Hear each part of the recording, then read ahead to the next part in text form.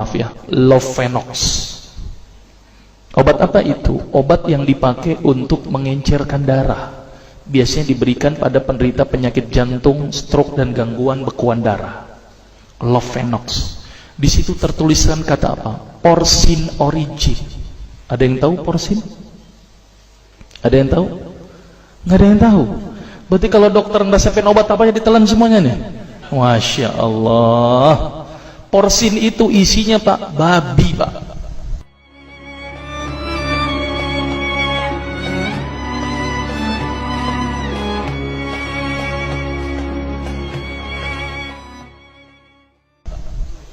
Malah di boxnya tertulis kata-kata benar-benar bersumber dari babi.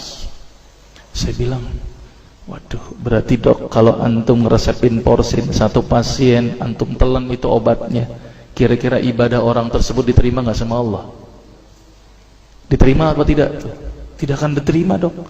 Siapa yang dipersalahkan nanti? Antum yang menuliskan resep. Satu. Diambil lagi obat yang kedua. Saya cerita latar belakang dulu ya sebelum saya terapi senyum. Diambil obat yang kedua. Pada waktu itu diambil apa? Atrapid. Apa itu? Insulin. Tulisannya apa? Human insulin.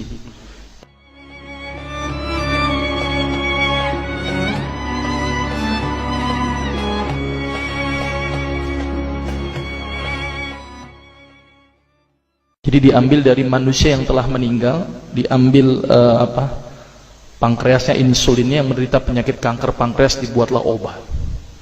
Berarti dokter sudah menyuntikkan manusia ke dalam manusia.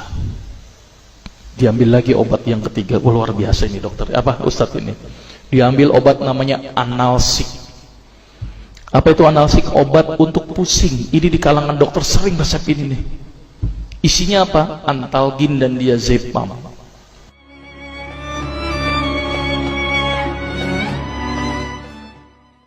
Diazepam, makanya kalau orang minum obat ini pasti ketagihan, saya yakin. Kalau minum obat warung nggak ngefek gitu. Karena kenapa? Karena mengandung diazepam. Diazepam itu apa? Narkoba Pak, bikin kita teler. Maka itu cara nyari uang paling gampang, kasih aja resepin analsik, pasti balik lagi dia. Karena kenapa? Narkobanya bikin kecanduan. Dia mengandung diazepam. Diazepam fatwa ulama bagaimana? Haram. Diambil lagi obat batuk, kodein.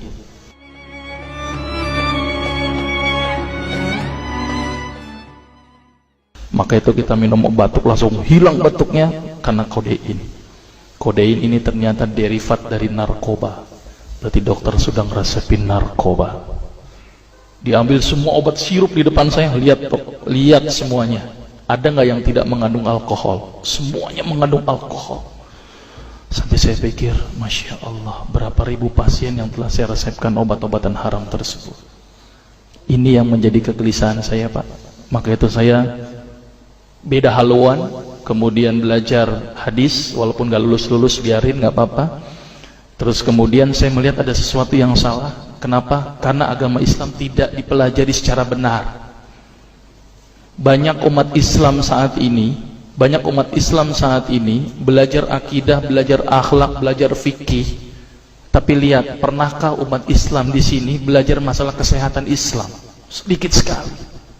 Kajian-kajian tentang kedokteran Islam hampir tidak ada. Makanya tidak heran sekarang umat Islam yang notabene hebat menurut saya katanya, tapi ternyata banyak yang sakit karena dilupakan aspek ini. Mudah-mudahan ini menjadi awalan kita untuk mengkaji, karena kajian ini rutin Pak. Jadi saya mengisi kaji di beberapa kantor di Jakarta itu per kali pertemuan, per hadis, dan itu berhubungan dengan masalah kesehatan semuanya.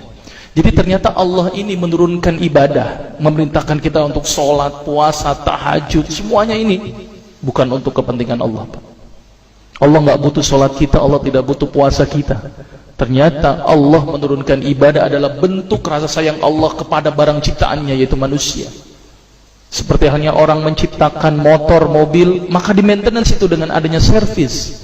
Maka Allah juga memaintenance barang ciptaannya, yaitu manusia, dengan servis. Servis yang dilakukan adalah dengan ibadah. Jadi kalau seandainya kita tidak melakukan ibadah, sama aja tidak mau servis diri kita sendiri. Saya akan terangkan ternyata semua amalan yang dicontohkan Rasul itu bermanfaat dari sisi kesehatan.